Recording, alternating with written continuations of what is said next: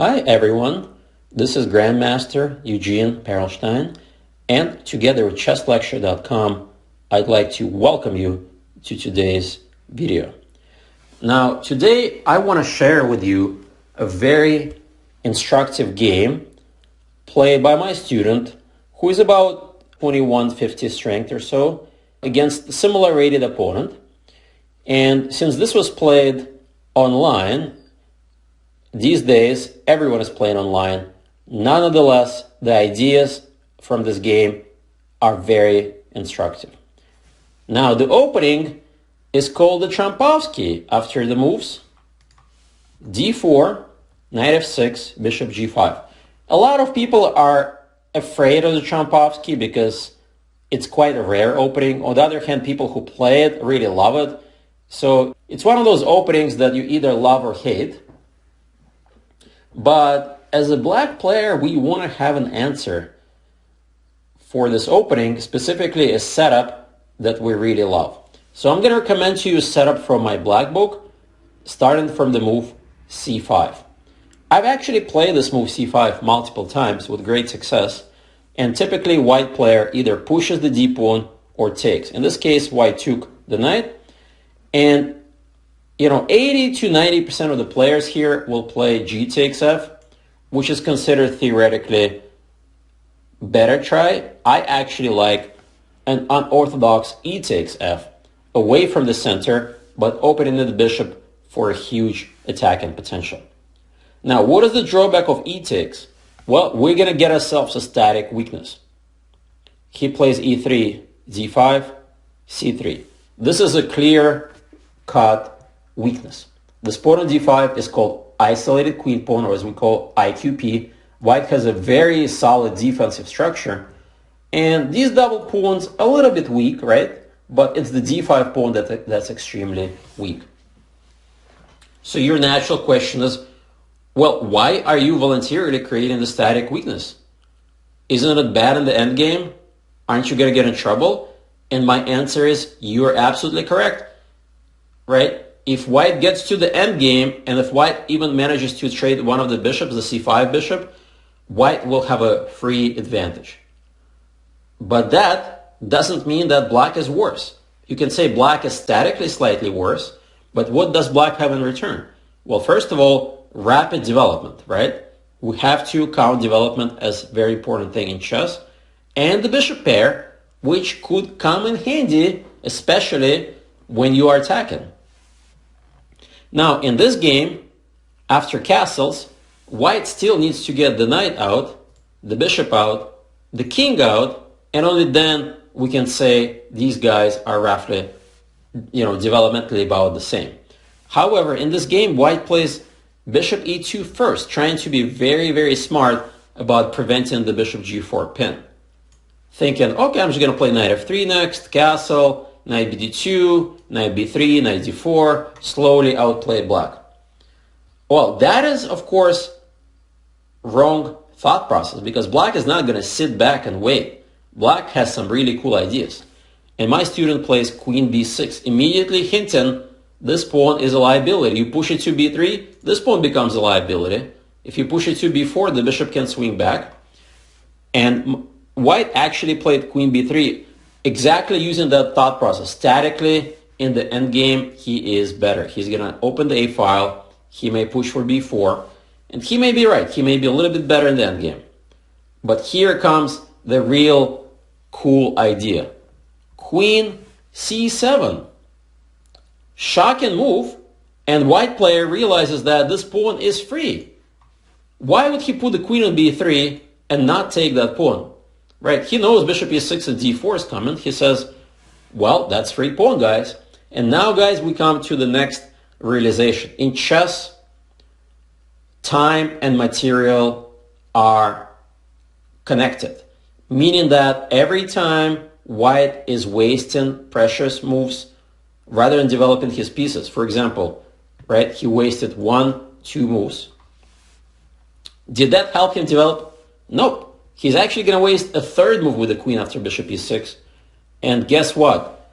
This is bad position. After knight c6, black is completely done with the opening.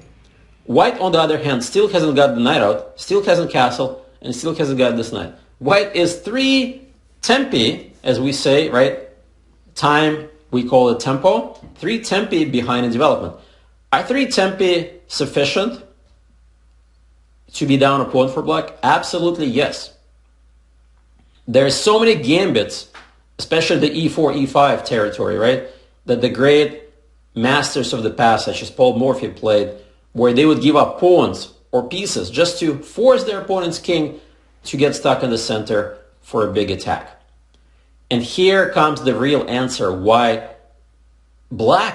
it is black who is actually materially better. Surprise, surprise, because you only look at the pieces that are on the board, not the ones that left the board. And the reason why black is much better materially, each of these pieces, the rooks, are worth 5 points. They're ready to enter at any moment. What about the h1 and a1 rooks? Are they really worth 5 points? You would probably agree with me that they're no more than 1 point each, right? For them to get active, you gotta move the knight's castle, and then they start to reach their full potential. So black's rooks are already in the game. For just 1 pawn, if anything, it's black who has extra material. So I want you to start thinking quite differently when it comes to material. And how is the greediness gonna get punished? So here queen h5 is played, hitting that bishop. I guess the idea is to play knight f3 in castle, very logical move, but still doesn't count as development move at all. Queen b6 exclamp, hitting that b pawn. White plays b3, and here I really love what my student does next. Of course, he can just activate the rooks and get very simple compensation, right? But then white will try to hide with his king and at least claim somewhat of normal development. Instead, black played the move that probably shocked his opponent. So why don't you guys pause the video and try to figure out black's next move.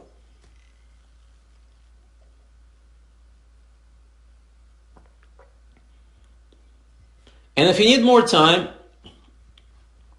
make sure you pause the video and really try to solve that, because the move is going to be a shocker to you as well. And the move here, guys, is knight b4. What, you may wonder? I know you're a threat, but aren't you giving me a free piece like that? And that's exactly what white player also said. But there is an answer to that. Remember, we talked about material that's on the board, which is the 2 rooks. And this guy is completely out of the game. This guy's out of the game. This guy is now temporarily in the game, but doesn't really do anything. White is actually down material, believe it or not. Now, this move, knight d2, results in a beautiful checkmate in attack. King f1 would have been a much better try. But even without any calculation, I can tell you that once the rooks are entering the game, white is pretty much busted. This knight can't go anywhere. This rook is stuck. Rook c1 is a huge threat. I mean, I don't even know what white should do here, honestly. This is just game over. So he played knight d2, simply takes, opens the king up, and now the 2 rooks that are worth 5 points each, and these guys are simply kind of useless, watching their monarch, their king on c2 getting slaughtered. Check. Of course, b5 wins too, but he took. Check. Simple check. And now guess what? Material is in black's favor already. Just a few moves. The king is still stuck in the center, but the funny part is these guys never got out. It's already a resignable position, believe it or not. But because this is an online game, people try to play on, they try to fight. So king f3 was played. Perhaps he's thinking about g3, king g2 and get the knight out. I don't know. But simple, queen d1 puts an end to that. You see, simple skewer. You have to move the knight. And after knight g2, white resigned. So let's go back and really try to understand how quickly white sort of played the natural moves in the opening, how quickly white fell apart starting from this queen b6 sequence. All right, right here. So with this move, right, we're provoking weaknesses. White says, no, no, no, I wanted straight queens. Black says, well, on my own terms, here white already makes, I would say, a rather serious concession by winning that pawn. But he thought to himself, since my queen is on b3, and the bishop is coming in, I might as well take it. Of course, knight f3 followed by castle and knight d4 would have been the much safer way to play. The game still could continue. For example, bishop e6 with a big threat of d4, knight d4, and now black can simply develop naturally with knight c6, knight a5. Bishop can swing here to attack the king, but the game is far from over. This is, I would say, maybe rough equality. I would still prefer black, but it's not obvious how black's gonna create the attack. So taking that pawn, I think, is very much it's a typical club player move, meaning that they don't see why they can't win the pawn, but a stronger player, master class player, will already understand you're losing way too much time. Way too much time. And another tempo loss. And that was the star move of the entire game. So the rest is basically using the fact you have much better development, better coordination, and I would argue you are the one who has more material as black, not the other way around. Because material is relevant, and the two rooks that black has, that are 5 points each, are actually 5 points, whereas white's rooks on a1 and h1 are maybe 0 or 1 at best. So that is an important lesson, and that's how you can beat a lot of players who play the Trompowsky. Thank you very much. This was Grandmaster Eugene Perelshteyn and chesslecture.com. Goodbye.